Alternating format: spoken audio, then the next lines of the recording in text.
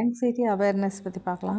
அது ஏன்ஷியன்ட் தாட்டா இல்ல நம்ம புதுசா இப்ப திங்க் பண்றோமான்ற மாரி டிஸ்கஸ் பண்ணிட்டு இருக்கப்போ, ஏன்ஷியன்ட்ல இருந்து இருக்கிற விஷயம் தான் ஹைப்பர் விஜிலன்ஸ்ன்றது புது விஷயம் கிடையாது. ஆனா, அத நம்ம ஹைப்பர் விஜிலன்ஸ்ல இருக்கோம்ன்றத தெரிஞ்சுக்கிறதும், அத வேற டொமைன்ல ட்ரான்ஸ்ஃபார்ம் பண்ணிட்டு கான்ஷியஸா யூஸ் பண்ணிக்கிற திறமை இருக்கிறதும் தான் இந்த காலத்தினோட ஸ்பெஷல்ன்றத நம்ம பார்க்கலாம்.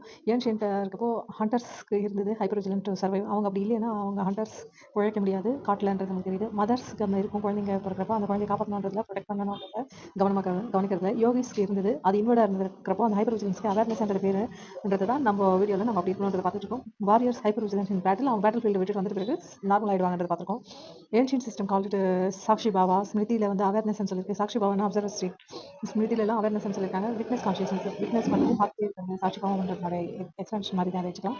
மாடர்ன் வேர்ல்டில் hyper vigilance was situational. It turned off when danger passed. அந்த போர் சுச்சுவேஷன் மாதிரி இருக்கலாம். ஆனால் வந்து இயர்லியர்ல இருந்தது. Now society keeps the threat signal always on. Emotional abuse, narcissistic person, uncertainty, speed இதெல்லாம் இருக்கப்போ அது நமக்கு பழக்கமாயிடுது.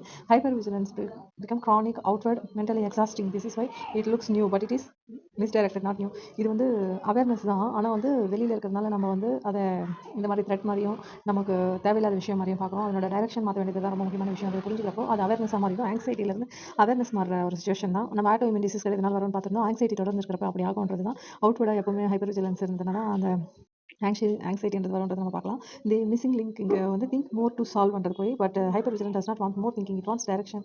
வென் இட் ஸ்டெப்ஸ் அவுட்வர்ட் இது ஆங்ஸைட்டி இன்வெர்ட் வரும்போது அவேர்னஸ் ஆகுது. நம்ம சேம் எனர்ஜி வெளியில் செலுத்துறதுக்கு உள்ள செலுத்துறோம், வெளியில் மாற்றுறதுக்கு உள்ள மாற்றுறதுக்கு ட்ரான்ஸ்ஃபர்மேஷன் ஆகுது. Hypervigilance being reclaimed as consciousness ஆகுது. trauma survivor empath sensitive minds are turning survival attention into observer intelligence மாத்துறாங்க. turning fear scanning into pattern recognition.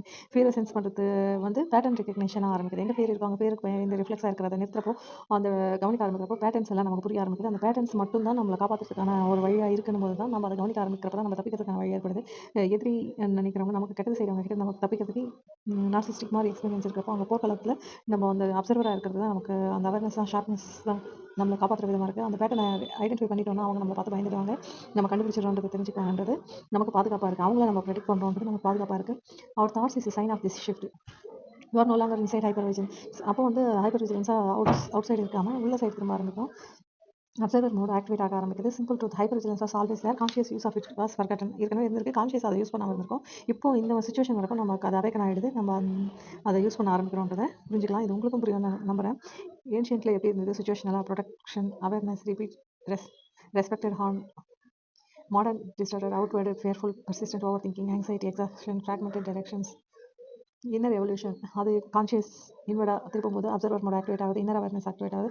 Unified direction resonate ஆகும் யூனிவர்ஸ் கூடன்றதை நம்ம புரிஞ்சிக்க முடியுது. இது உங்களுக்கு புரியும் நம்புறேன். நன்றி.